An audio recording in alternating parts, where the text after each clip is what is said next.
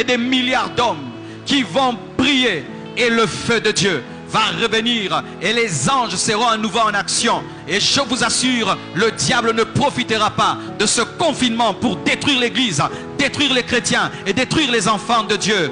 Tout le monde, à partir d'aujourd'hui, à 21h, tous les jours, 21h, tu fléchis tes genoux. Que tu sois dans ta chambre, dans ton salon, dans ta voiture, ou que tu sois dans ton église, fléchis tes genoux et accorde-toi avec tout le corps du Christ dans le monde, dans la prière. Car si nous continuons cette guerre où chacun se bat pour son église, se bat pour son ministère, se bat pour sa vision, mes frères, ça ce n'est pas le combat d'un ministère, ce n'est pas le combat d'une église, ce n'est pas le combat d'un pasteur, c'est le combat de toute l'église, c'est le combat de tout le corps. Ce n'est pas le combat de Moïse, ce n'est pas le combat de Josué, ce n'est pas le combat de Hur, c'est le combat d'Israël, c'est le combat de toute l'église. Et nous devons mettre de côté nos différences, nos divergences, nos mésententes et nous unir ensemble pour bouter dehors les puissants des ténèbres qui profitent du fait que les églises sont fermées pour anéantir la louange,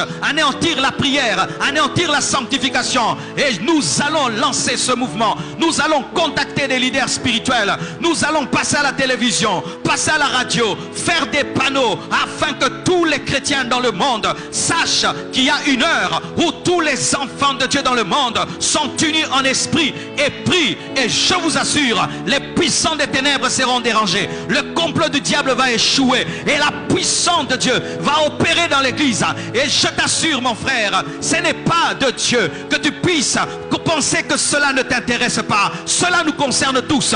Tu dois adhérer et partager cette vidéo.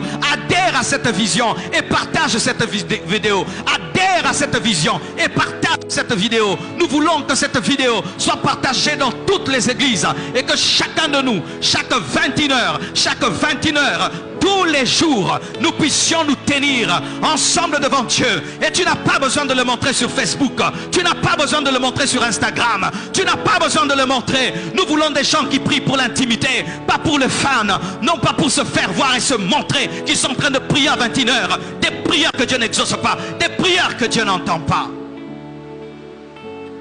Mes frères et sœurs, voici la direction que Dieu m'a donnée. Et si nous le faisons, les puissants des ténèbres vont échouer.